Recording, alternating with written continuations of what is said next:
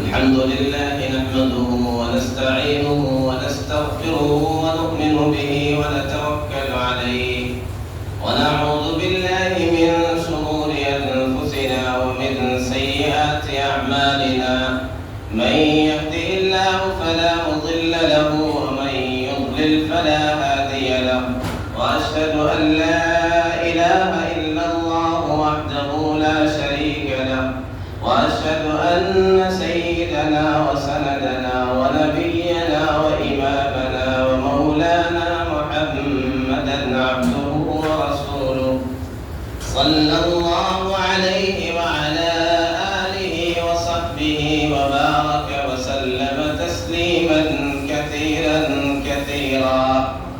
أما بعد فأعوذ بالله من الشيطان الرجيم. بسم الله الرحمن الرحيم. لقد جاءكم رسول من أنفسكم عزيز عليه ما عنتم حريص عليكم بالمؤمنين رؤوف رحيم. وقال الله تعالى في مقام آخر ولقد نعلم أنك يضيق صدرك بما يقولون. صدق الله العظيم. واجب الاحترام بزرگوں اور دوستوں، مجھے 3 بنیادی باتیں انشاءاللہ آپ کے سامنے پیش کرنی ہے. ایک تو پیارے آقا صلی اللہ علیہ وسلم کا ہم سے تعلق، دوسرے پیارے آقا صلی اللہ علیہ وسلم کے احسان، غم اور ہموم اور جو تکلیفیں آپ کو پہنچائی گئی، تیسرے ہمارا پیارے آقا صلی اللہ علیہ وسلم سے تعلق، ہمارا رویہ صلی اللہ علیہ وسلم کے ساتھ. اس آیت کریمہ کا میں نے سہارا لیا ہے تلاوت کر کے. اللہ تعالیٰ نے ارشاد فرمایا لقد جاءکم رسول من انفسکم، تحقیق کہ تمہارے پاس تمہیں میں سے ایک رسول آیا. بعض مفسرین نے اسے یعنی ایک قرأت یہ بھی ملتی ہے من انفسکم، تمہیں سب سے زیادہ معزز، سب سے زیادہ بہتر، سب سے زیادہ انفس، عمدہ، دونوں قرأت ہے، دونوں اعتبار سے پڑھا گیا. ظاہر ہے دونوں اعتبار سے جو قرأتیں ہوتی ہے 2 طرح کی قرأت ہے، تو دونوں سے الگ الگ مفہوم نکلتا ہے اور دونوں صحیح ہوتا ہے. انفسکم پڑھا جائے تو رحمت عالم صلی اللہ علیہ وسلم کو جس قوم میں بھیجا گیا آپ اسی کا ایک فرد ہے. تمہیں میں سے تمہارے رسول آئے، کوئی الگ مخلوق نہیں ہے، کوئی الگ جنس نہیں ہے، کسی الگ طریقے سے نہیں آئے، تمہیں میں سے آئے.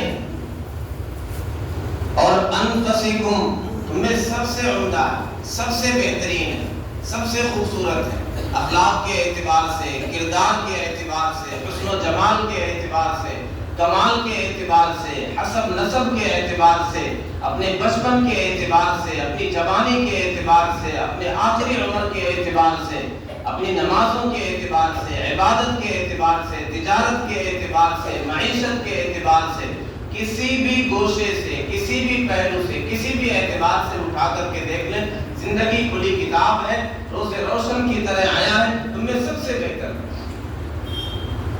عزیز علیہ ما عنتم، یہ رسول ایسے پیارے ہیں، ایسے رحیم ہیں، ایسے شفیق ہیں، تم سے اتنا گہرا تعلق ہے، اتنا ٹوٹ کر تم سے محبت کرتے ہیں. عزیز علیہ ما عنتم، تمہیں اگر کوئی تکلیف پہنچتی ہے، تمہیں کوئی مضرت اور نقصان کی چیز پہنچتی ہے، لاحق ہوتی ہے، تو انہیں بڑا دشوار ہوتا ہے. اس نبی پر یہ چیز انتہائی شاق گزرتی ہے کہ تمہیں کوئی پریشانی لاحق ہو جائے، تم کسی مصیبت میں گرفتار ہو جاؤ، تم کسی نقصان کا شکار ہو جاؤ، یہ اس نبی کو گوارا نہیں. اتنا تمہیں چاہتے ہیں، ایسا تعلق ہے. حریص علیکم، دنیا والے ہر کوئی اپنا بھلا چاہتا ہے، اپنے لیے خواہش مند ہوتا ہے.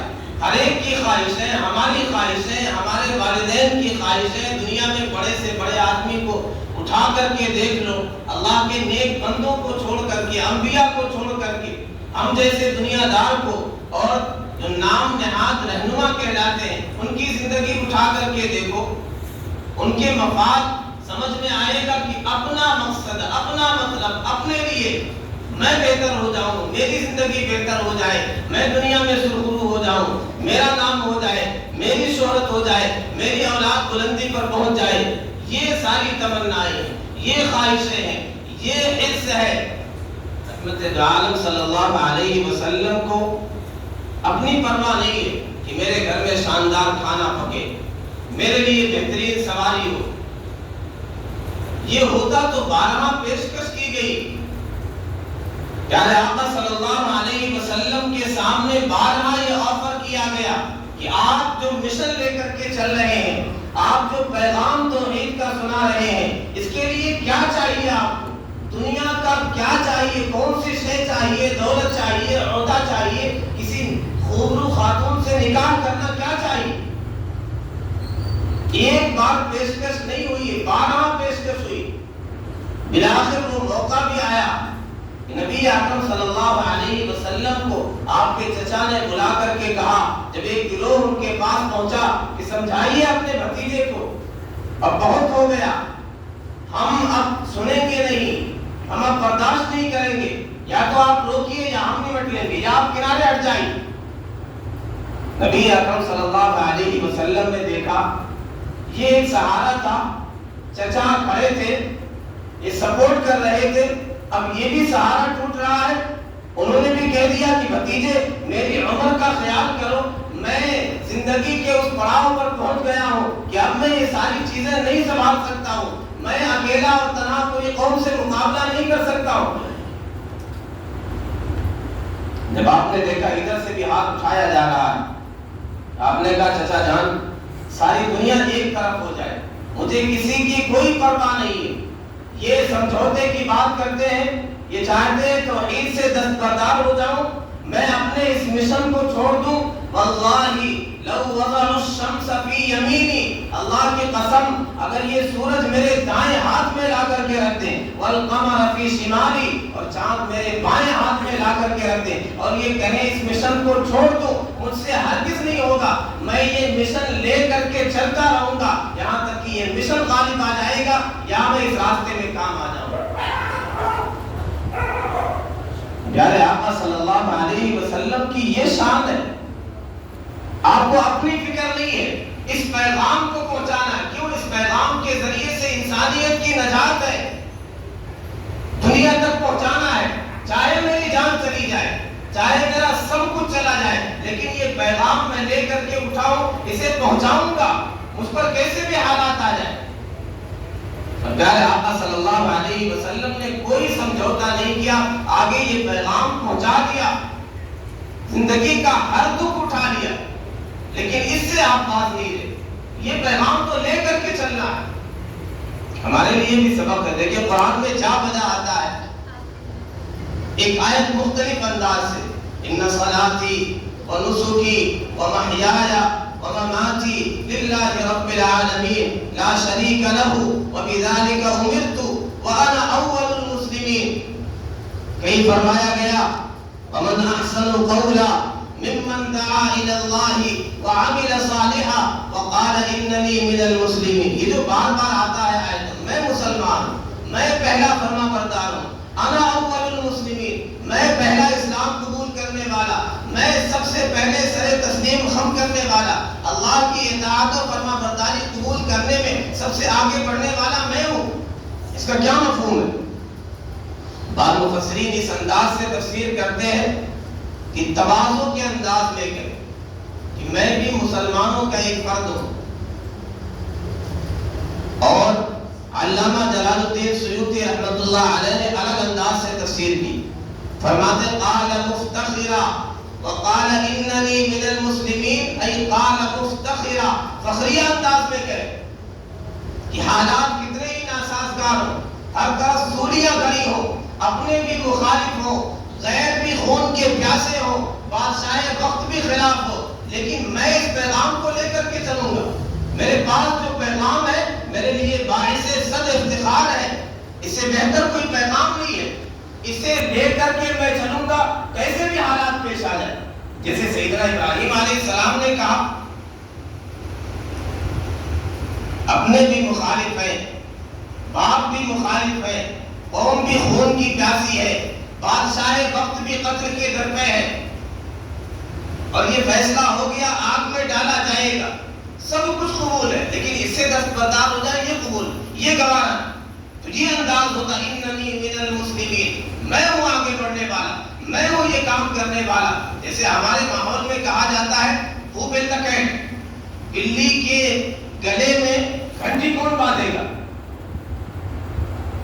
انتہائی گرمی کی شدت ہو، حرارت ہو، سب کچھ خشک ہو رہا ہے، زمین ایسا لگتا ہے بنجر ہو جائے گی، کوئی پودا نہیں اگ رہا ہے، اب ایسی شدت کی حرارت ہے، گرمی ہے، جھلستی ہوئی لو ہے، ایسے میں بادل بھی آتے ہیں، بارش کے قطرے نیچے گرتے ہوئے ڈرتے ہیں، ان قطروں کو پتا ہے کہ جو پہلے جائے گا وہ خاک ہو جائے گا، جل کر راکھ ہو جائے گا، لیکن چند قطرے ہمت کرتے ہیں کہ ہمیں قربانی دینا ہے، ہمیں آگے بڑھنا ہے، چند قطرے گرتے رہتے ہیں، اس کے بعد مسلسل قطرے پہ قطرے گرتے رہتے ہیں، یہاں تک کہ زمین جل تھل ہو جاتی ہے، سرسبزی و شادابی آ جاتی ہے۔ ایسے ہی نبی کی یہ شان ہوتی ہے، انبیاء اس طرح کہتے ہیں کہ میں سب سے آگے بڑھنے والا ہوں، میں قربانی دینے والا ہوں، اس پیغام کو سب سے آگے میں لے کر کے چلنے والا ہوں، پھر یہ شان ہوتی ہے میں اکیلا ہی چلا تھا جانب منزل مگر لوگ ساتھ آتے گئے اور قافلہ بنتا گیا۔ آج کا جو ماحول ہے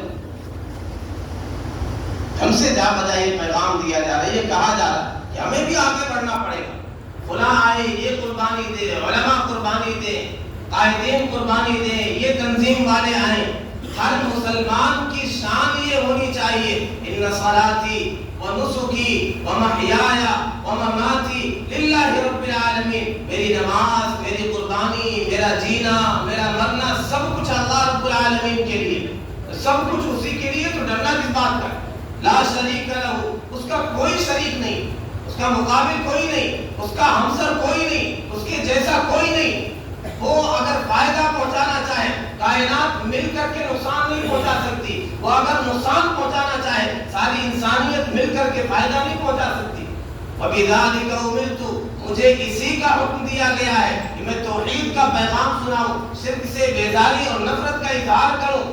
وَأَنَا أَوَّلُ الْمُسْلِمِينَ، میں پہلا مسلمان ہوں، فرما برداری قبول کرنے والوں میں سب سے آگے میں ہوں۔ یہ پیغام ہم سب کے لیے کہ ہم یہ لے کر کے یہ نبی اکرم صلی اللہ علیہ وسلم نے کیا اور اسے آگے تک پہنچایا ہے۔ لَقَدْ جَاءَكُمْ رَسُولٌ مِّنْ أَنفُسِكُمْ عَزِيزٌ عَلَيْهِ مَا عَنِتُّمْ، تمہیں جو تکلیف پہنچتی ہے، جو پریشانی پہنچتی ہے، وہ اسے دیکھا نہیں جاتا۔ حریص علیکم، تمہاری خواہش ہے، تمہارے لیے حریص ہے، تمہاری بھلائی چاہتے ہیں، تمہاری دنیا اور آخرت سنوارنا چاہتے ہیں۔ بالمؤمنین رؤوف الرحیم، ایمان والوں کے ساتھ رؤوف الرحیم ہے۔ رؤوف کہتے ہیں الذی یدفع المضار، جو مضرتوں کو دور کرے، نقصان کو ہٹائے، نقصان سے بچائے۔ رحیم کہتے ہیں یجلب المسار، مسرتوں کو، خیر کو، بھلائیوں کو لے کر کے آئے، ہم سے تکلیفوں کو دور کرتے ہیں اور خیر کی چیزوں کو لے کر کے آتے ہیں، خیر کے راستے پر ہمیں لانا چاہتے ہیں، ہدایت کے راستے پر ہمیں لگانا چاہتے ہیں، کامیابی کا راستہ ہمیں دکھلانا چاہتے ہیں۔ ایسے نبی ہیں، ایسے رحمت والے، ایسے حریص ہیں ہمارے حوالے سے۔ کیسی محبت ہے پیارے آقا صلی اللہ علیہ وسلم کی امت سے، ہم سے۔ ایک مرتبہ ایک صحابی نے کہا یا رسول اللہ طوبیٰ لمن رآک وآمن بک، خوشخبری ہے، بشارت ہے کس کے لیے؟ جو آپ پر ایمان لائے اور جنہوں نے آپ کا دیدار کیا۔ آپ نے ارشاد فرمایا طوبیٰ ثم طوبیٰ ثم طوبیٰ، 3 بار بشارت ہے، خوشخبری ہے کس کے لیے؟ لمن لم یرانی، جنہوں نے مجھے دیکھا نہیں، وآمن بی، پھر بھی مجھ پر ایمان لائیں گے. میرے جمال جہاں آرا کو دیکھا نہیں, میرے چہرے انور کا دیدار نہیں کیا, بعد میں آئیں گے, فتنوں کا دور ہوگا, اس کے باوجود میرا نام لیں گے, میری باتیں کریں گے, میرا تذکرہ کریں گے, مجھ پر ایمان لائیں گے, ان کے لیے 3 مرتبہ بشارت اور خوشخبری. نبی اکرم صلی اللہ علیہ وسلم آخری ایام میں آپ جنت البقیع تشریف لے گئے. آپ نے وہاں ارشاد فرمایا, دنیا سے رخصتی کا وقت ہے. آپ نے کیا فرمایا؟ وَجِدْتُ أَنْ رَأَيْنَا إِخْوَانَنَا, میری دلی تمنا یہ ہے, میری دلی خواہش یہ ہے, کاش میں اپنے بھائیوں کو دیکھتا. صحابہ نے ارشاد فرمایا, یا رسول اللہ کیا ہم آپ کے بھائی نہیں ہیں؟ آپ نے فرمایا, نہیں, تم تو میرے صحابہ ہو. میرے بھائی وہ ہوں گے جو میرے بعد آئیں گے, انہوں نے مجھے دیکھا نہیں ہوگا, میرا دیدار نہیں کیا ہوگا, پھر بھی میری بات کریں گے, میرا تذکرہ کریں گے, مجھ سے محبت کرنے والے ہوں گے. پیارے آقا صلی اللہ علیہ وسلم ہمیں اپنا بھائی کہہ رہے. ہم گنہگاروں کو, نافرمانوں کو, ناہنجاروں کو, جنہیں نہ سنتوں سے محبت ہے, نہ شریعت سے جس طرح تعلق ہونا چاہیے اس طرح تعلق ہے, یہ صرف زبانی دعویٰ کرنے والے, پیارے آقا صلی اللہ علیہ وسلم ہمیں یاد کر, اتنا پیار ہے. ایک مرتبہ قرآن کی آیت ہے, سیدنا ابراہیم علیہ السلام کا تذکرہ ہے. آپ نے یاد کیا ابراہیم علیہ السلام کی دعا, رب انہن اضللن کثیرا من الناس فمن تبعنی فانہ منی. ابراہیم علیہ السلام نے کہا ہے, میرے رب, ان بتوں نے بہت سے لوگوں کو گمراہ کر دیا. فمن تبعنی, جس نے میری اتباع کی, جو میرے پیچھے چلا, فانہ منی, وہ مجھ سے ہے, اس کا مجھ سے تعلق. ومن عصانی فانک غفور رحیم, جس نے نافرمانی کی بس آپ غفور الرحیم. یعنی یہ محبت والا انداز اپنی قوم کے ساتھ. جس نے میری اتباع کی وہ مجھ سے نہیں, اتباع کی یہ بھی ہو سکتا تھا مجھ سے نہیں ہے, اس کے لیے تیری سزا ہے, اس کے لیے شدید اور دردناک عذاب ہے, لیکن یہ انداز محبت والا. ومن عصانی, جس نے میری نافرمانی کی, میرا کہا نہیں مانا, میری اتباع نہیں کی, فإنک غفور الرحیم, اللہ غفور الرحیم. پھر آپ نے یاد کیا سیدنا عیسیٰ علیہ السلام کا قول قرآن میں جو مذکور ہے, ان تعذبهم فإنهم عبادک. اللہ تعالیٰ نے اس کا ذکر کیا, یا اللہ, سیدنا عیسیٰ علیہ السلام کہہ رہے ہیں کہ اگر آپ انہیں سزا دیں, عذاب دیں, بس یہ آپ ہی کے بندے, آپ کی ملکیت. آدمی اپنی ملکیت میں جو چاہے کرے, اس لیے مالک یوم الدین کہا گیا. اللہ تعالیٰ کسی قانون کا پابند نہیں, وہ مالک ہے. قاضی جو ہوتا ہے, حاکم جو ہوتا ہے, وہ قانون کا پابند ہوتا ہے. مالک کہا گیا, ان تعذبهم فإنهم عبادک, اگر آپ انہیں سزا دیں بندے آپ کے ہیں. وَإِن تَغْفِرْ لَهُمْ, اگر آپ انہیں بخش دیں, معاف کر دیں, فَإِنَّكَ أَنْتَ الْعَزِيزُ الْحَكِيمُ, آپ غالب ہیں. کون روک سکتا ہے, کون بول سکتا ہے؟ لا يسأل عما يفعل, رب جو چاہے کرے, اس سے پوچھا نہیں جا سکتا. وَهُمْ يُسْأَلُونَ, ہم جو کریں گے ہمارے بارے میں سوال ہوگا, ہر نعمت کے بارے میں سوال ہوگا, ہر عمل کے بارے میں سوال ہوگا, سب کچھ سامنے آ جائے گا. یہ دونوں دعائیں یاد کی, دو انبیاء کی دعاؤں کو یاد کیا.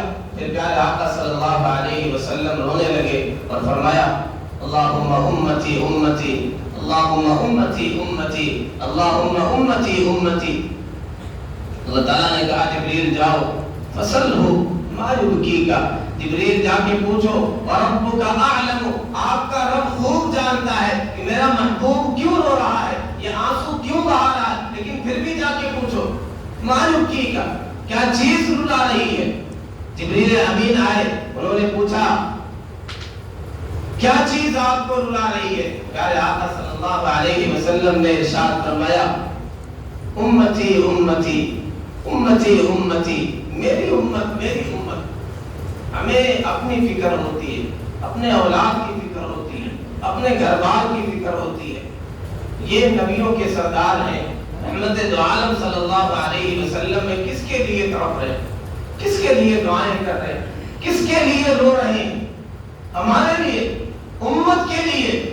یا رب امتی امتی، اے میرے رب میری امت میری امت میری امت کا کیا ہوگا؟ اللہ تعالیٰ نے پیغام دیا کہ جبریل کہہ دیجئے انا سنرضیک فی امتک ولا نسوک، اے محبوب آپ کی امت کے بارے میں آپ کو ہم خوش کر دیں گے، راضی کر دیں گے، آپ کو غمزدہ نہیں کریں گے۔ وَلَسَوْفَ يُعْطِيكَ رَبُّكَ فَتَرْضَىٰ، آپ کا رب آپ کو اتنا کچھ دے گا کہ آپ بس بس کرنے لگیں گے، راضی ہو جائیں گے، خوش ہو جائیں گے۔ آپ نے ارشاد فرمایا اِذًا لَا أَرْضَىٰ وَوَاحِدٌ مِّنْ أُمَّتِي فِي النَّارِ أو كما قال علیہ الصلوۃ والسلام، تب تو میں تب تک راضی نہیں ہوں گا جب تک میرا ایک ایک امتی نکل نہ جائے نار جہنم سے۔ یہ محبت ہے پیارے آقا صلی اللہ علیہ وسلم کی ہم گنہگاروں سے۔ اور دنیا والوں کا دستور یہ ہے، آدمی حالات میں ہوتا ہے، پریشان ہوتا ہے تو ایک دوسرے کے پاس پہنچتا ہے، ملاقاتیں کرتا ہے، لیکن ذرا عہدہ مل جائے، بلندی پر پہنچ جائے، کوئی بلند مقام مل جائے تو اپنوں کو بھی بھول جاتا ہے۔ یہ نبیوں کے سردار ہے، رحمت دو عالم صلی اللہ علیہ وسلم ہے۔ اللہ نے جتنا بلند مقام عطا کیا، جتنی شانیں عطا کی، جتنی رفعت عطا کی، اتنا ہی ہمیں یاد کیا۔ معراج کے موقع پر اس بلندی پر پہنچے ہیں کہ وہم و گما بھی نہیں پہنچ سکتا ہے، وہاں بھی ہمیں نہیں بھولے۔ جب سلام کیا گیا آپ نے کس طرح سلام کیا؟ السلام علینا، صرف مجھ پر نہیں، السلام علیہ نہیں، السلام علینا، ہم پر سلام تھی، وعلی عباد اللہ الصالحین، اللہ کے نیک بندوں پر سلام تھی۔ یہاں بھی پیارے آقا صلی اللہ علیہ وسلم ہمیں یاد کر رہے۔ اور آگے بڑھیے، محشر کا عالم ہے، نفسی نفسی کا عالم ہے، آخرت کے سخت اور ہولناک مناظر ہیں، اللہ رب العزت والجلال پورے جلال میں ہے۔ امتیں اور قومیں انبیاء کے پاس باری باری پہنچ رہی ہیں، سارے انبیاء کہہ رہے ہیں یکے بات دی کرے، لست لہا لست لہا لست لہا، میں اس کے لیے نہیں ہوں، میں اس کے لیے نہیں ہوں۔ جاؤ فلاں کے پاس، فلاں نبی کے پاس، وہ بھی کہہ رہے لست لہا، میں اس کے لیے نہیں ہوں۔ ایک نفسی نفسی کا عالم۔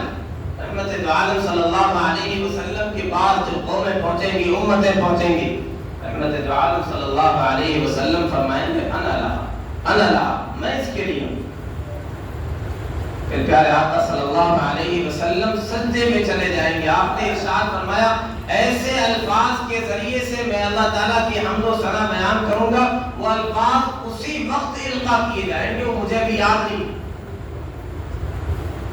جب میں اس طرح اللہ کی حمد و ثنا بیان کروں گا سجدے میں جا کر، اللہ تعالیٰ جل شانہ فرمائے گا یا محمد ارفع راسک، اے محمد اپنے سر کو اٹھائیے، سل تعطا، مانگیے سوال کریے آپ کو دیا جائے گا، واشفع تشفع، سفارش کریے آپ کی سفارش قبول کی جائے گی۔ یہاں پیارے آقا صلی اللہ علیہ وسلم کس کی بات کریں گے؟ یا رب امتی امتی، یا رب امتی امتی، یا رب امتی امتی، یا اللہ میری امت میری امت میری امت۔ یہ پیارے آقا صلی اللہ علیہ وسلم کا ہمارے ساتھ تعلق ہے، یہ پیار ہے، اس کی بے شمار مثالیں ہیں۔ کچھ مثالیں میں نے آپ کے سامنے رکھی۔ اس کا ایک جواب تو دیا کفار نے، مشرکین نے، یہود و نصارہ نے۔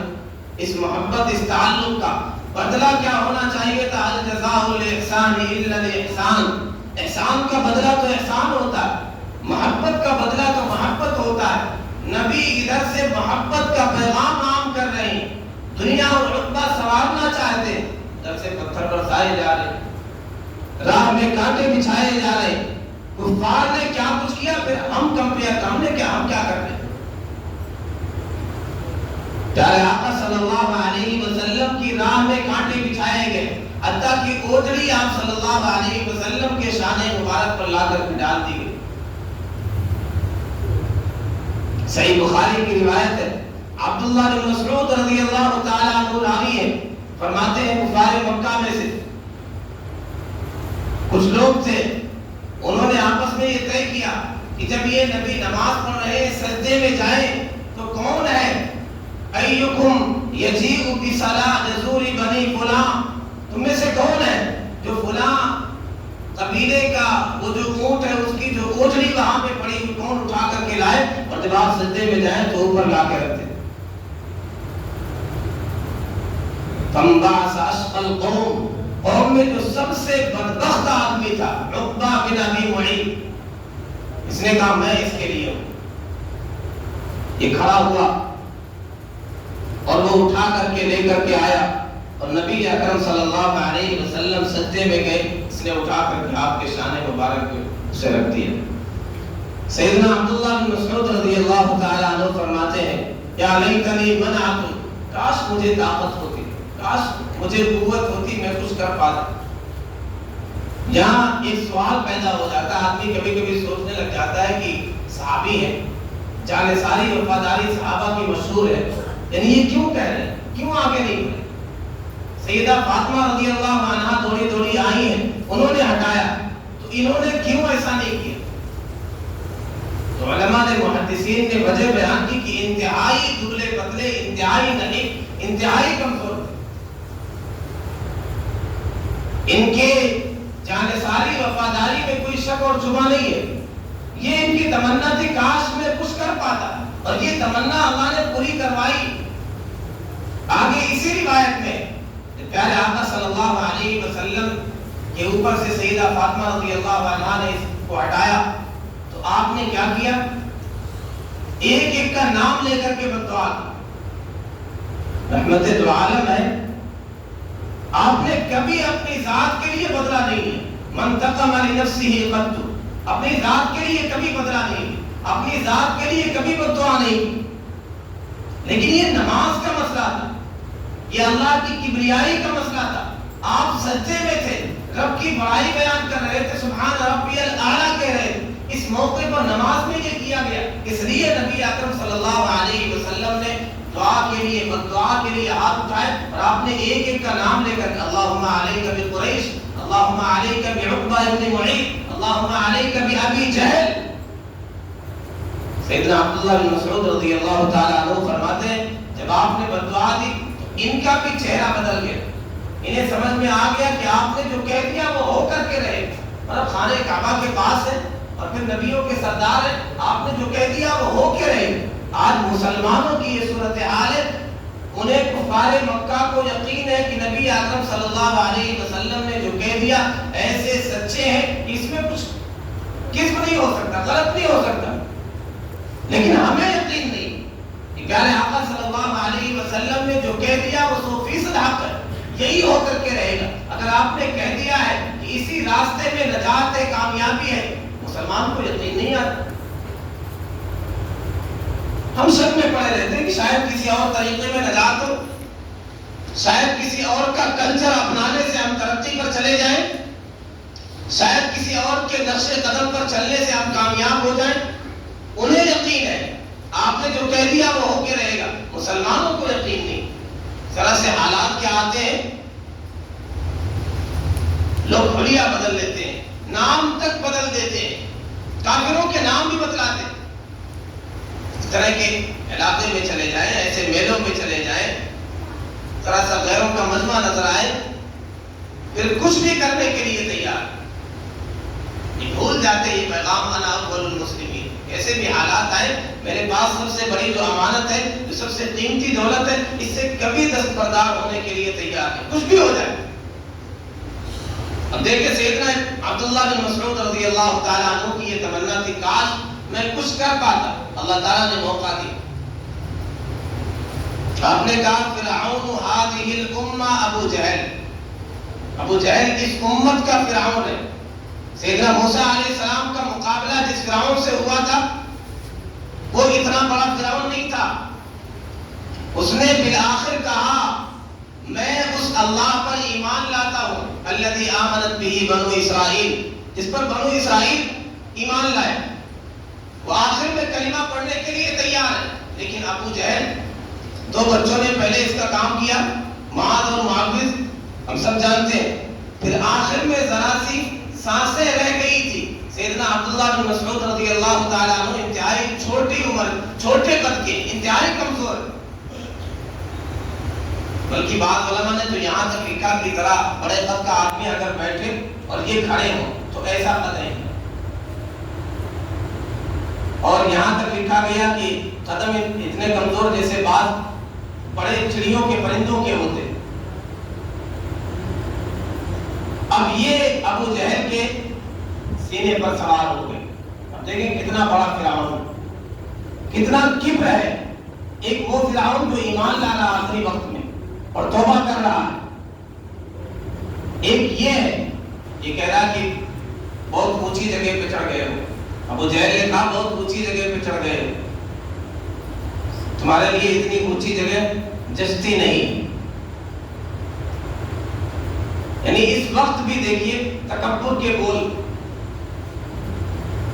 بلاخر انہوں نے سر قلم کیا اور اللہ تعالیٰ نے وہ جو تمنا تھی وہ پوری کروائی. اس گروپ میں یہ بھی تھا، عقبہ بن معیط اٹھا کر کے لایا تھا. کہنے والا یہ تھا، کون ہے جو اٹھے یہ لے کر کے لایا.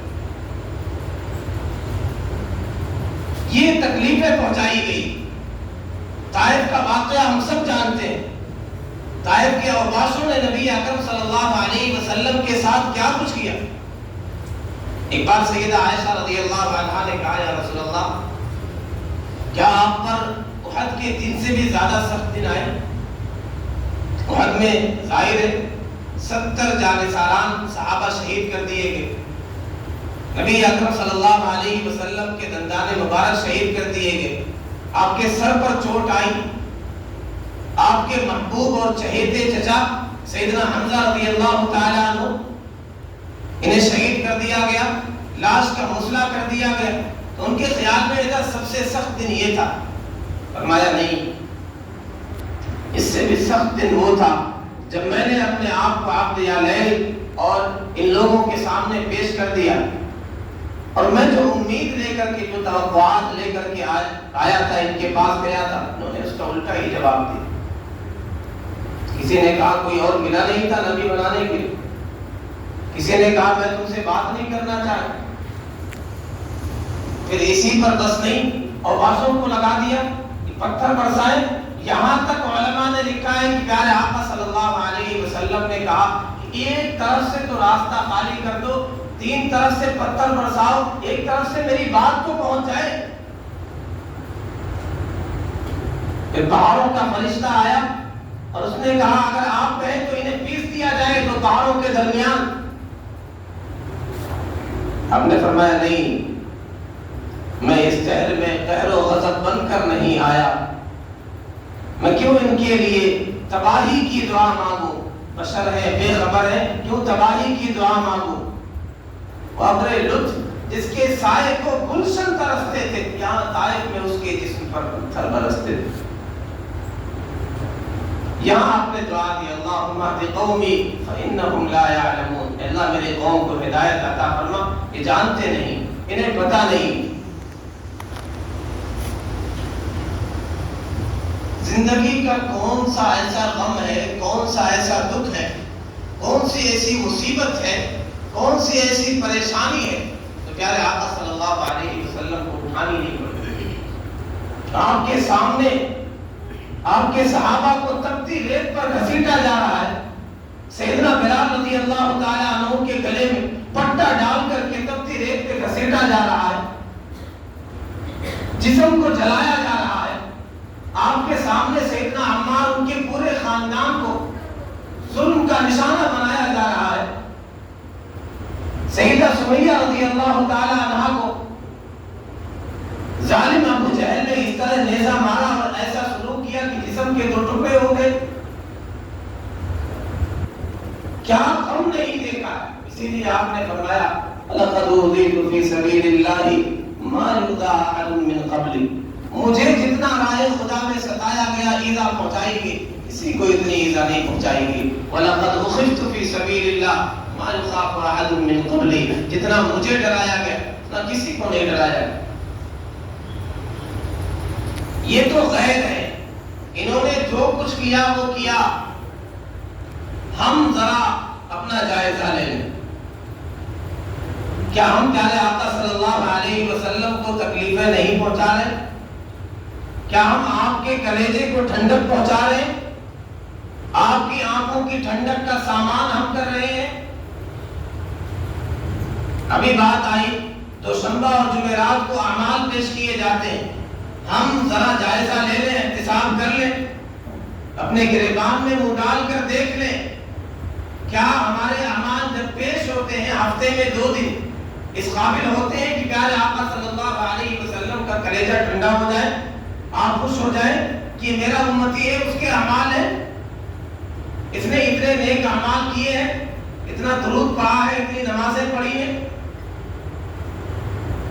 آپ نماز کے بارے میں فرماتے ہیں اقیم الصلاۃ ارحنا بہا یا بلال، اے بلال نماز قائم کر کے مجھے راحت پہنچاؤ.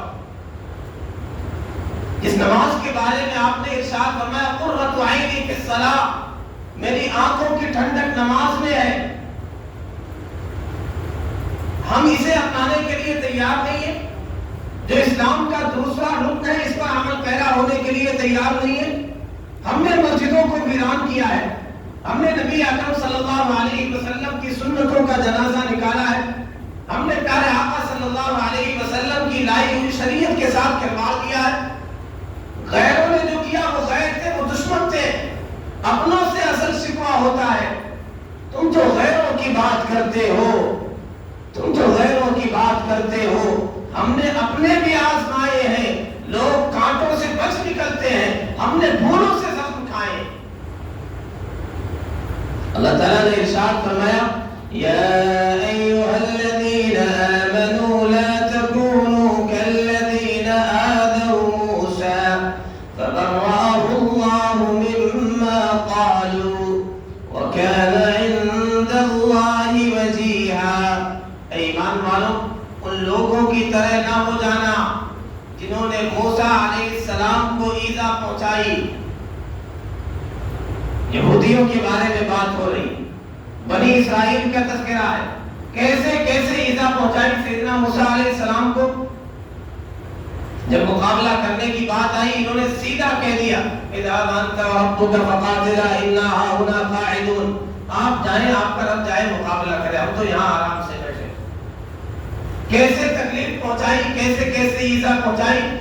وقت کے نبی ہر اعتبار سے کامل و مکمل ہوتے ہیں، ظاہری اعتبار سے، باطنی اعتبار سے، ہر طرح کے نقائص سے پاک ہوتے ہیں، حسن و جمال کا سراپا پیکر ہوتے ہیں.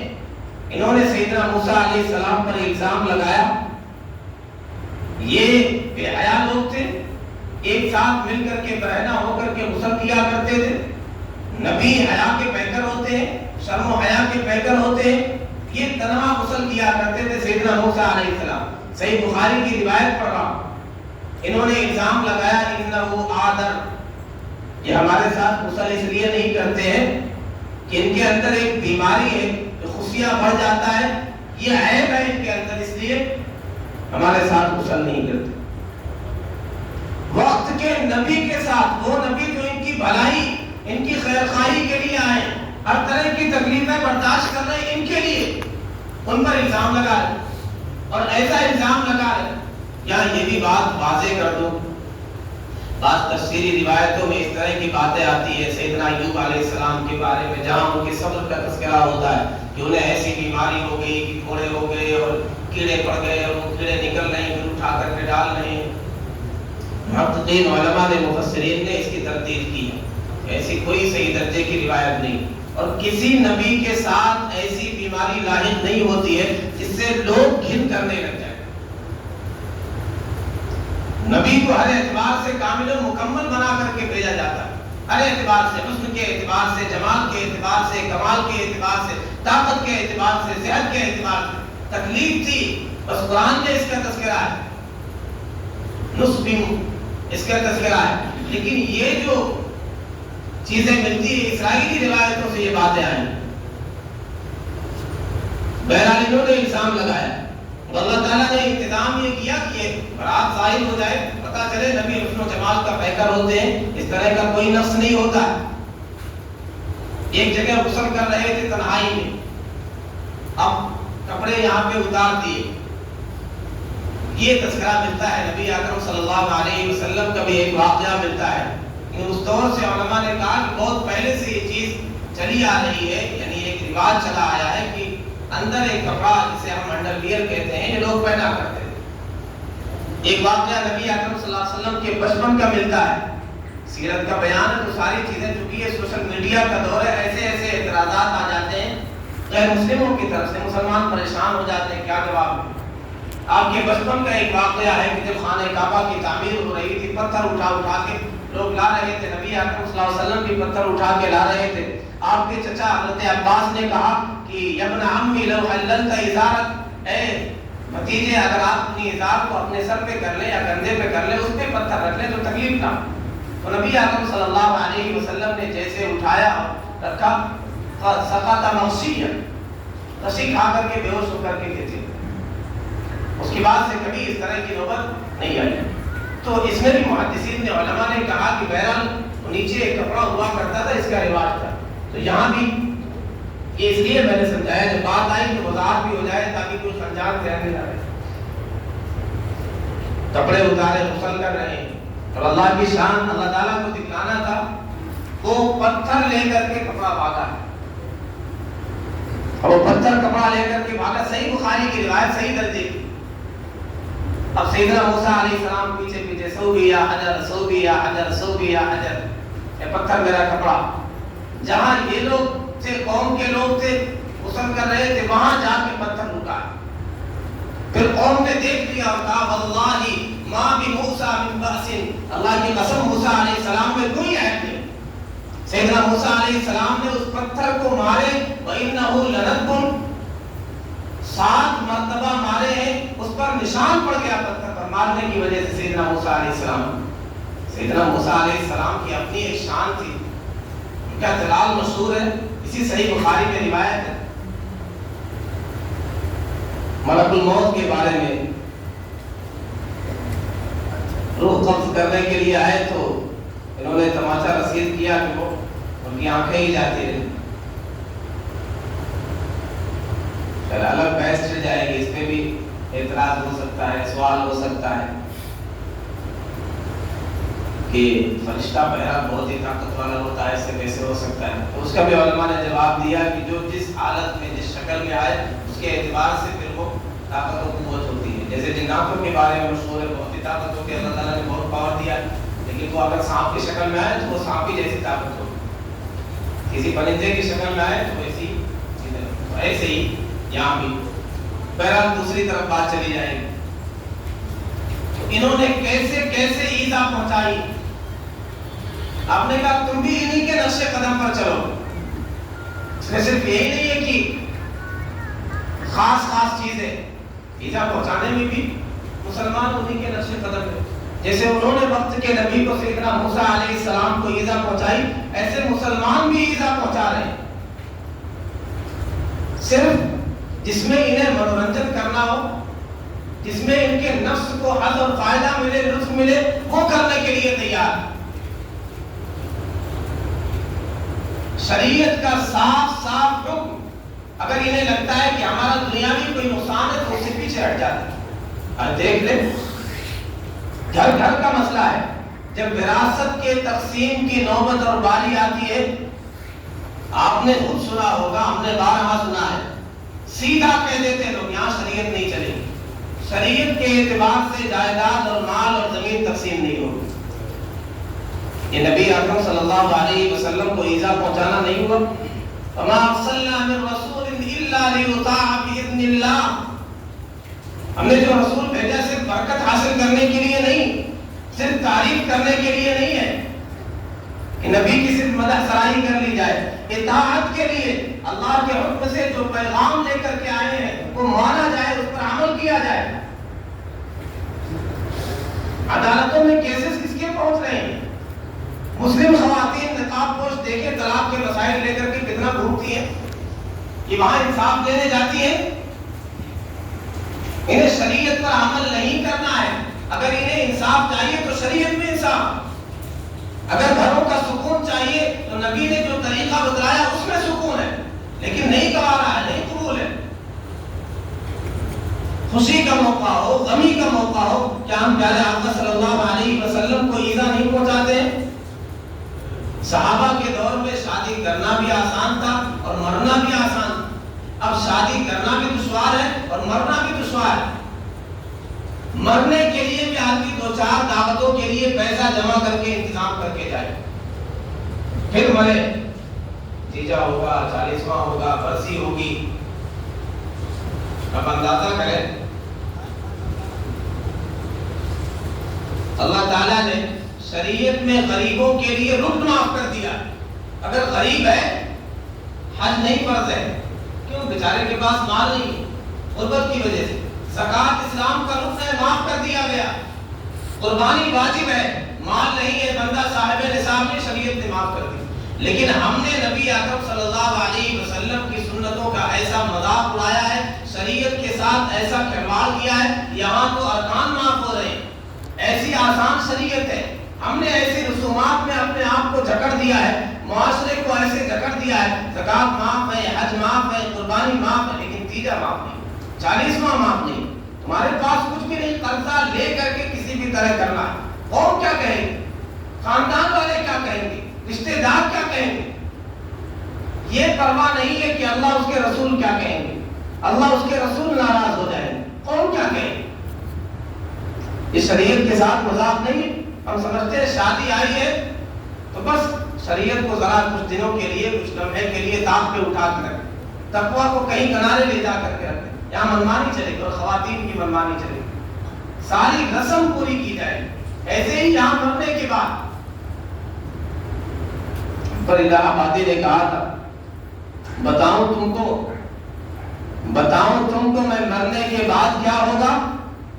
کباب کھائیں گے احباب، فاتحہ ہوگا۔ انہوں نے کہا پلاؤ کھائیں گے، میں نے احباب کے ساتھ کباب جوڑ دیا، کباب کھائیں گے احباب، فاتحہ ہوگا۔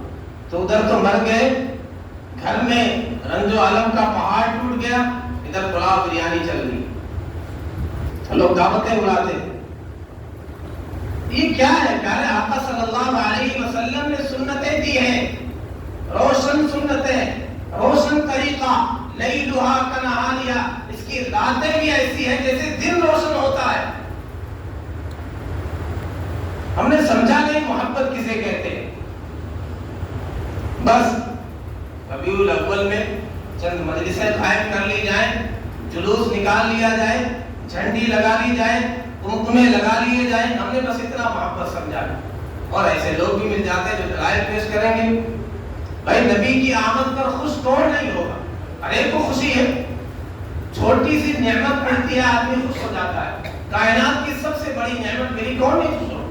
ہر مسلمان خوش ہے، جتنے بھی مسلمان ہیں، کسی بھی مسلک سے تعلق ہے، نبی اکرم صلی اللہ علیہ وسلم کی آمد پر خوش ہوتے ہیں، کیوں نہیں خوش ہوں گے؟ سب سے بڑی نعمت جو ملی۔ لیکن نبی اکرم صلی اللہ علیہ وسلم نے خوش ہونے کا طریقہ بھی تو بتلایا ہے۔ تو کوئی اس طریقے سے خوشی مناتا ہے، کوئی غیروں کے طریقے پر خوشی مناتا ہے۔ جب لوگ دلائل بھی دیتے ہیں، ایک دلیل ایک بڑے حضرت انہوں نے دلیل پیش کی، بیانی کی روایت ہے، آقا رسول اللہ صلی اللہ علیہ وسلم بنفسہ بعد النبوہ او کما قال، وہ کہتے ہیں، بہت ان کا چلتا ہے ویڈیو، سوشل میڈیا کا دور، اس کے نوجوانوں کو سمجھ میں آ جائے کہ بڑے حضرت کو دیکھ کے پریشان نہ ہو، بڑی بات بھی ہونی چاہیے۔ انہوں نے کہا کہ ابو طالب نے پہلے عقیقہ کر دیا تھا نبی اکرم صلی اللہ علیہ وسلم کا، پھر بھی آپ نے عقیقہ کیا، اس کا مطلب یہ عقیقہ نہیں اپنی ولادت کا جشن منائے۔ اور حدیث میں جو الفاظ حق کا، بولے تو اس حدیث پہ کلام ہے، وہ ابھی میں ذکر کرتا ہوں۔ یہاں عقیقے کو کیا کریں؟ میلاد۔ نبی نے تو عقیقے کا لفظ استعمال کیا۔ پھر یہ جو حدیث ہے جس نے راوی نے، محدث نے نقل کیا ہے، امام بیہقی، وہ آگے خود کہتے ہیں آدھا حدیث منکر، یہ منکر حدیث، اسے حضرت نہیں نقل کریں گے۔ جس مرکزی راوی پر اس کا دار و مدار ہے روایت کا، محدثین اتفقوا علی ضعفہ، اس کے ضعیف ہونے پر متفق ہیں۔ چلو ٹھیک ہے، حدیث صحیح ہے، پھر بھی چلو مان لیا جائے نبی اکرم صلی اللہ علیہ وسلم نے نبوت کے بعد اپنا عقیقہ کیا۔ تو اس سے کیا ثابت ہو؟ آدمی نے بچپن میں اگر عقیقہ نہیں کیا تو بعد میں کر سکتا ہے زیادہ سے زیادہ. اس میں میلاد کا کہاں سے ثبوت آ گیا؟ اور چلو مان لیں میلاد کا ثبوت ہے، تو آپ نے ایک جانور ذبح کیا، کھلایا آپ نے، تو ہم بھی اس طرح میلاد بنا لیں تو بھی سمجھ میں آتا ہے. اپنے اپنے گھروں میں بکرا ذبح کر کے خود بھی کھائیں، غریبوں کو بھی کھلائیں. لیکن کیا کیا خرافات ہو رہی ہیں پیارے آقا صلی اللہ علیہ وسلم کے نام پر، ولادت کے نام پر. عورتوں مردوں کا اختلاف، رات میں 2-2 بجے تک ساتھ میں چل رہے ہیں، پوری رات چل رہے ہیں، ڈانس ہو رہا ہے مسجد کے سامنے لگا کر کے، اسٹیج سجا کر کے ڈانس ہو رہے گانوں پر، ناچا جا رہا ہے. کیا کچھ نہیں ہو رہا کہ نبی اکرم صلی اللہ علیہ وسلم کی ولادت کے نام کس طرح خوشی منائی جاتی. ہمیں خوشی اس طرح منانا چاہیے جس طرح پیارے آقا صلی اللہ علیہ وسلم نے حکم دیا. اچھا اس میں ایک اور بات، پیارے آقا صلی اللہ علیہ وسلم نے اگر اپنا عقیقہ کیا تو اس سے کیا ثابت ہوتا ہے؟ ہم اپنا عقیقہ کریں، اپنا عقیقہ کر سکتے ہیں. نبی اکرم صلی اللہ علیہ وسلم نے اپنے بال مبارک کو اگر ترشوایا ہے تو کیا کریں؟ آپ کے بال کو لے کر کے تراشتے رہیں. آپ نے اپنے نواسوں کا عقیقہ کیا ہے تو ہم حضرات حسنین کا پھر عقیقہ کریں سال میں روزانہ، یعنی ایک دن طے کر لیں. اس سے تو ہمارے لیے ہوتا نا سنت. نبی اکرم صلی اللہ علیہ وسلم آئے، آپ نے عقیقہ کیا، اپنا عقیقہ کریں. اور پھر میلاد بنائیں تو 1,24,000 کروڑ کے انبیاء کا میلاد بنائیں. سارے انبیاء ہدایت کے چراغ ہوتے ہیں اور بہت بڑی نعمت ہوتے ہیں. بہرحال مسلمانوں کو سمجھنا چاہیے، ایک یہ تعلق ہے، یہ دعویٰ ہے جو ہم کرتے ہیں نبی اکرم صلی اللہ علیہ وسلم. ایک وہ ہے جو پیارے آقا صلی اللہ علیہ وسلم نے کہا. ہم کہیں نبی کے عاشق ہیں، نبی سے محبت کرنے والے ہیں. ہمیں یہ دیکھنا چاہیے نبی کیا کہتے ہیں. چند روایتیں اس کے بعد بات مکمل. نبی اکرم صلی اللہ علیہ وسلم نے ارشاد فرمایا من تشبہ بقوم فہو منہم، جس نے کسی قوم کی مشابہت اختیار کی اس کا تعلق اسی سے. اب ہم لاکھ دعوے کریں، جھنڈے لگائیں، قمقمے سجائیں، کچھ بھی کر لیں، ہمارے دعویٰ کرنے سے کچھ نہیں ہوگا. نبی اکرم صلی اللہ علیہ وسلم کے بارے میں ہمارا ایمان ہے، عقیدہ ہے کہ آپ کی بات 100% درست ہے. جب آپ نے کہہ دیا تو غیروں کے طریقے پر چلے گا، غیروں کی مشابہت اختیار کرے گا، وہ لاکھ دعویٰ کرے محب رسول ہونے کا، عاشق رسول ہونے کا، وہ مجھ سے ہے ہی نہیں، میرا کوئی تعلق اس سے نہیں. جس کی مشابہت اختیار کر رہا ہے اسی کے ساتھ ہے، اسی گروہ میں. اسی طرح آپ نے ارشاد فرمایا من رغب عن سنتی فلیس منی، جس نے میری سنتوں سے اعراض کیا. دلچسپ بات یہ کہ نکاح میں خاص طور پر سنتے ہیں. یا آپ نے کہا ارشاد فرمایا تھا، چند صحابہ نے طے کیا، سیدہ عائشہ رضی اللہ عنہا کے پاس پہنچے اور کہا نبی اکرم صلی اللہ علیہ وسلم کی تو الگ ہی شان ہے، آپ کے لیے گویا 2 رکعت لاکھوں ہماری رکعتوں سے بڑھ کر کے ہے. کانہم تقالوہا، اس کے مقابلے میں اپنے اعتبار سے عبادتوں کو بہت کم سمجھا. تو انہوں نے کہا، ایک صحابی نے کہا کہ اب میں مستقل روزہ رکھوں گا، دوسرے نے کہا کہ میں رات بھر عبادت کروں گا، قائم اللیل بن جاؤں گا. ایک نے کہا کہ میں نکاح نہیں کروں گا. نبی اکرم صلی اللہ علیہ وسلم کو پتہ چلا، آپ سخت ناراض ہوئے. آپ نے کہا انا اخشاکم للہ اتقاکم باللہ، تمہیں سب سے بڑا متقی، سب سے بڑا پرہیزگار، سب سے زیادہ اللہ سے ڈرنے والا میں ہوں. میری حالت یہ ہے، میری سنت یہ ہے، میرا طریقہ یہ ہے، اصوم و افطر و ارقد و اتزوج النساء، میں روزہ بھی رکھتا ہوں، افطار بھی کرتا ہوں، رات کو آرام بھی کرتا ہوں، عورتوں سے نکاح بھی کرتا ہوں. یہ میری سنت ہے. فمن رغب عن سنتی فلیس منی، جس نے میری سنت سے اعراض کیا اس کا مجھ سے کوئی تعلق نہیں. آپ نے فرمایا تمہاری آنکھوں کا بھی تم پر حق ہے، ان لجسدک علیک حق، تمہارے جسم کا تم پر حق ہے، لعینک علیک حق، تمہاری آنکھوں کا تم پر حق ہے. یہ پیارے آقا صلی اللہ علیہ وسلم نے ایسے موقع پر ارشاد فرمایا. اس حوالے سے بھی اگر کوئی آگے بڑھنا چاہتا ہے، صحابہ فرماتے ہیں کہ ہم نے اجازت چاہی، اگر نبی اکرم صلی اللہ علیہ وسلم اجازت دیتے لو اذن لنا لاختصینا، ہم خصی بن جاتے، اس طرح زندگی عبادت میں معاشرے سے کٹ کر کے گزارتے. لیکن نبی کا یہ طریقہ ہے. آپ جو سنت جو طریقہ لے کر کے آئے، سنت کے معنی کیا ہوتے ہیں؟ اگر آج کی زبان میں ترجمہ کیا جائے تو اسے کہہ سکتے ہیں لیونگ اسٹائل یا سویلائزیشن کہہ سکتے ہیں. یہ جو جھگڑا چل رہا ہے یہ سمجھیے کلیش آف سویلائزیشن ہے. ایک کتاب لکھی ایک غیر نے، صرف فیض کا جھگڑا نہیں ہے. انہیں اس سے کوئی زیادہ فرق نہیں پڑے گا کہ آپ نعتیں پڑھتے رہیں، نماز بھی پڑھ لیں بے شک. انہیں یہ گوارا نہیں کہ نبی اکرم صلی اللہ علیہ وسلم کا طریقہ ہر جگہ اختیار، آپ کی تہذیب آپ کی سنت ہر جگہ اپنائیں زندگی کے ہر موڑ پر. یہ انہیں گوارا نہیں. یہ کلیش آف سویلائزیشن ہے، تہذیب کا کلیش ہے، جھگڑا. انہوں نے کتاب خود لکھ دی. ہم نبی کی ایک ایک سنت کو زندگی کے ہر موڑ پر اپنائیں، یہ گوارا نہیں. تو ہم لاکھ دعوے کریں، اگر ہم سنتوں پر چلنے والے نہیں ہیں.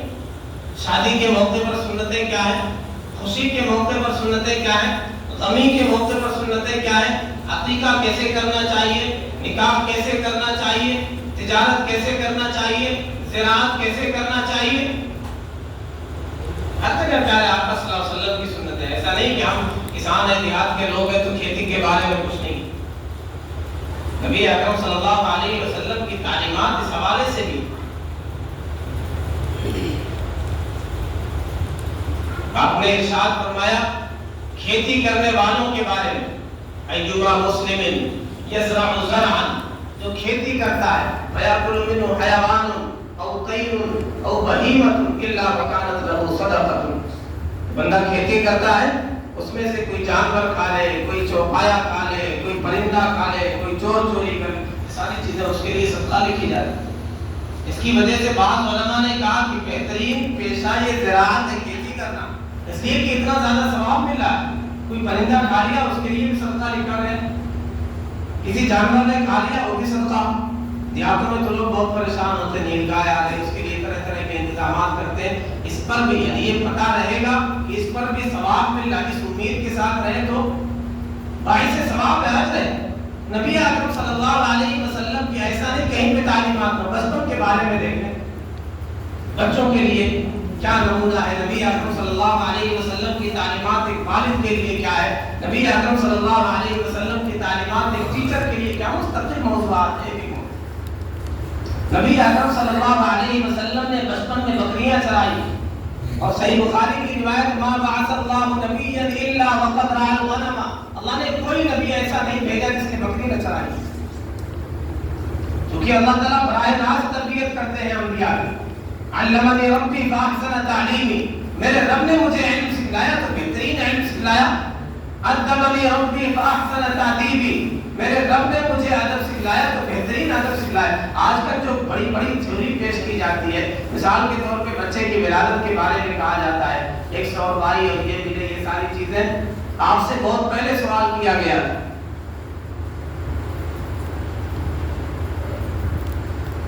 سیدنا عبداللہ بن سلام رضی اللہ تعالیٰ عنہ کے بہت بڑے یہود کے عالم تھے، وہ مسلمان ہوئے. انہوں نے سوال کیا تھا کہ مرد کا جیسے انزال ہوتا ہے کیا عورت کا بھی خطرہ ہوتا ہے، وہ شامل ہوتا ہے. آج کے انداز سے الگ تھیوری پیش کی جاتی ہے. نبی اکرم صلی اللہ علیہ وسلم نے اپنے انداز سے جواب دیا. اگر یہ بات نہ ہوتی فَبِمَا يُشْبِهُ الْوَلَدُ، تو بچہ مشابہ کیسے ہوتا. آپ نے اس انداز سے جواب دیا کہ جس کا غالب آ جاتا ہے، جس کا آگے بڑھ جاتا ہے، جس کا مادہ اسی کے اعتبار سے پھر وہ لڑکا یا لڑکی بنتا ہے. تو آپ نے فرمایا مجھے میرے رب نے علم سکھلایا، اوتیت علم الاولین والآخرین وعلمک ما لم تکن تعلم، سارے جہاں کے علوم آپ کو سکھلائے.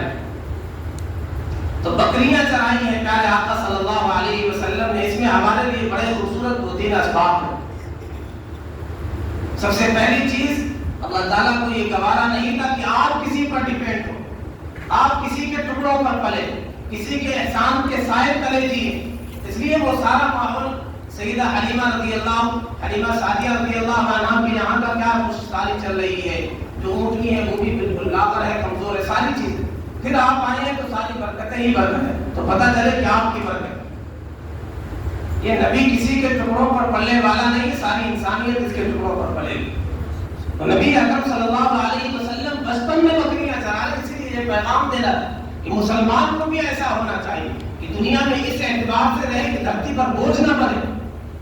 اور قرآن نے کہا کہ وَأَمَّا مَا يَنفَعُ النَّاسَ فَيَمْكُثُ فِي الْأَرْضِ، جو لوگوں کے لیے نافع ہوگا، اللہ کا نظام اور سنت یہ ہے کہ اسے زمین میں قرار عطا کر دیا جائے. آج ہمیں کیوں دھتکارا جا رہا ہے، کیوں پریشان کیا جا رہا ہے؟ ہم نافع اور مفید نہیں ہیں، بینیفیشیل نہیں ہیں، لوگوں کو فائدہ نہیں پہنچا رہے جس طرح فائدہ پہنچانا چاہیے تھا. آج ہم شکوا کرتے 800 سال حکومت کرنے کے بعد بھی مسلمانوں کی حکومت رہی، ہم اقلیت. کیوں اقلیت؟ آپ کے پاس اتنا خوبصورت دین کا طریقہ تھا، آپ نافع نہیں بنے، آپ پیغام پہنچاتے، اقلیت میں کیوں ہوتے؟ آپ کو جو کرنا تھا وہ آپ نے نہیں کیا، اس لیے آپ کے ساتھ یہ سب کچھ ہو رہا ہے. تو نبی کو بچپن میں نبی اکرم صلی اللہ علیہ وسلم سے بکریاں چروا کر یہ پیغام دیا گیا مسلمان ایسے ہوتا ہے، مسلمان دریا دل ہوتا ہے، لوگوں کے کام آنے والا ہوتا ہے، لوگوں سے خدمتیں لینے والا اور چیزیں وصول کرنے والا نہیں ہوتا، لوگوں کو دینے والا ہوتا ہے، پیگر نہیں ہوتا، چوزر ہوتا ہے، دینے والا ہوتا ہے. پھر بکریاں چروانے سے یہ بھی صفت پیدا کرنی تھی، صبر کی صفت. آیت وہی ہو سکتا ہے جس کے اندر صبر ہو. یہ تو نبی اکرم صلی اللہ علیہ وسلم کے لیے انتظام تھا الہی. ہم اپنے بچوں کی تربیت کیسے کریں؟ والدین میں اگر صبر ہوگا تو بچوں میں صبر آئے گی. اگر ہم چاہتے ہیں ہمارے بچے کامیاب ہو تو یہ صفت خاص طور پہ یہ کوالٹی پیشنس کی، صبر کی ان کے اندر پیدا کرنا. اس کے لیے ہمیں سب سے پہلے صبر ہونا چاہیے. ہم ذرا سی بات پہ ذرا سی روٹی ٹیڑھی ہو جائے، ذرا سا نمک زیادہ ہو جائے، طوفان کھڑا کر دے، بے صبری کا مظاہرہ کرے، ذرا سا کھانا تاخیر سے ملے تو بچے کہاں سے صبر والے ہوں؟ تو یہ صبر کی صفت آپ کے اندر پیدا کی گئی. ہم اپنے بچوں میں صبر پیدا کریں. اس کے لیے بکریاں چروانے کا بھی قیادت کی طرف اشارہ ہوتا ہے. جو بکریاں چراتے ہیں تو بکریاں چروا کر کے نبی اکرم صلی اللہ علیہ وسلم کے اندر ایک صفت شجاعت کی پیدا کی گئی. ظاہر ہے جب جھنڈ چرا رہے ہیں بھیڑ بھی آتے ہیں، درندے بھی آتے ہیں، جو کمزور دل کا ہوگا وہ نہیں چلا سکتا، خود ہی بھاگ جائے. شجاعت کی صفت پیدا کی گئی. اسی طرح تواضع کی صفت پیدا کی گئی. بکریاں چرانے والا اس کے اندر تواضع، اس کے اندر تکبر ہوگا، وہ بکریاں نہیں چرا پائے. وہ تو ایک لمحے میں کوئی ادھر بھاگ رہی بکری، کوئی ادھر بھاگ رہی ہے، کوئی لیبر سے نکل کے کہیں اور جا رہی، وہ ڈنڈا لے کے ٹانگیں توڑ دے. بہت مہربان ہونا چاہیے، متواضع ہونا چاہیے. تو بہرحال پیارے آقا صلی اللہ علیہ وسلم نے بچپن میں بکریاں چرائی اور حدیث میں سارے انبیاء نے بکری چرائی. ہمیں بھی چاہیے کہ بچوں کی اس اعتبار سے بھی تربیت کریں. بچپن میں نبی اکرم صلی اللہ علیہ وسلم کی ذات ہمارے لیے بچوں کے لیے نمونہ ہے. یہ صفات اس اعتبار سے پیدا کریں. تو آپ نے ارشاد فرمایا کوئی لاکھ دعویٰ کرے، اگر غیروں کی مشابہت اختیار کرتا ہے تو اسی سے، اگر میری سنتوں سے اعراض کرتا ہے تو مجھ سے کوئی تعلق نہیں. اسی طرح آپ نے ارشاد فرمایا من لم يرحم صغيرنا ولم يوقر كبيرنا فليس منا. جو ہمارے چھوٹوں پر رحم نہ کرے، شفقت نہ کرے، بڑوں کا اکرام نہ کرے، ان کی تعظیم نہ کرے، تو وہ لاکھ دعویٰ کرے عاشق رسول ہونے کا، ہم سے ہی تعلق نہیں. نبی اکرم صلی اللہ علیہ وسلم کی خاص صفت ہے رحمت. بچوں کے ساتھ مہربان ہے، بڑوں کے ساتھ مہربان ہے. بچوں کے ساتھ کسی حد تک لوگ شفقت کرتے ہیں، وقت نہیں ورنہ ایک تفصیلی موضوع ہے. بڑوں کے ساتھ خاص طور پہ دیہاتوں میں بڑے بزرگوں کا اس طرح احترام نہیں ہوتا جتنا ہونا چاہیے، بلکہ الٹا مذاق اڑایا جاتا ہے، پریشان کیا جاتا ہے. کہ میں بھی دیہات کا رہنے والا ہوں تو دیکھا بڑے بوڑھے سو رہے ہیں کہ مچھردانی ادھر کھینچ کر کے بھاگ رہا ہے، کسی نے کوئی گندگی ڈال دی، کوئی کوڑا پھینک دیا. اس طرح بڑے بوڑھوں کو پریشان کرتے ہیں. خاص طور پہ جس کے بارے میں پتہ چل جائے کہ یہ بزرگ چڑھتے ہیں ان کے تو بچے پیچھے پڑ جاتے ہیں. دیکھیں حدیث سنیں، نبی اکرم صلی اللہ علیہ وسلم کی سیرت کا تذکرہ اس انداز سے بھی ہونا چاہیے کہ ہمارے لیے سبق ملے. آپ نے ارشاد فرمایا ان من اجلال اللہ اکرامۃ الشیبۃ المسلم. جو اللہ کی عظمت اپنے دل میں بٹھائے ہیں وہ بڑے بوڑھے کا بھی احترام کرے گا. کتنی بڑی بات ہے پیارے آقا صلی اللہ علیہ وسلم نے ارشاد فرمائی. بڑے بوڑھوں کا تو نوجوانوں سے بچوں سے گزارش یہ ہے نبی اکرم صلی اللہ علیہ وسلم کی یہ بھی سنت ہے. آپ بڑے بزرگوں کا احترام کیا کرتے تھے. آپ فرماتے تھے البرکۃ مع اکابرکم، برکت تمہارے بڑوں کے ساتھ ہے، بوڑھوں کے ساتھ ہے، بزرگوں کے. دنیا کو کیا پتا، دنیا والے تو اور ڈھونگ کھلوا کے وہاں لے جا کے والدین کو ڈال دیتے، بہت سمجھتے ہیں. یہ نبی اکرم صلی اللہ علیہ وسلم کی تعلیمات کا نتیجہ ہے کہ مسلمان رحمت سمجھتے ہیں. گھر میں اگر بڑے بوڑھے ہیں، بوڑھی ماں ہے، بوڑھا باپ ہے، تو ان کے آنسوؤں کے گرنے کی وجہ سے، ان کی دعاؤں کی وجہ سے گھروں میں برکت ہے. ہمارے کمانے کی وجہ سے برکت نہیں ہے. فرمایا البرکۃ مع اکابرکم. نبی اکرم صلی اللہ علیہ وسلم نے ارشاد فرمایا کوئی لاکھ کا وقت اگر چھوٹوں پر رحم نہیں کرتا، بڑوں کا اکرام نہیں کرتا ہے تو ہم میں سے نہیں. اور نبی اکرم صلی اللہ علیہ وسلم کی چند دعاؤں کا تذکرہ کرنے کا ارادہ تھا. خیر وقت مکمل ہو گیا ہے، 5 منٹ ہے، 9 بجنے میں 10 بات مکمل ہے. اللہ تبارک و تعالی ہمیں نبی اکرم صلی اللہ علیہ وسلم کا سچا محب بنائے، سچا عاشق بنائے، آپ کی ایک ایک سنت پر عمل کرنے والا بنائے. بات الحمدللہ رب العالمین. آپ وضو کر لیں، نماز ہو جائے گی، اس میں دعا ہو جائے گی.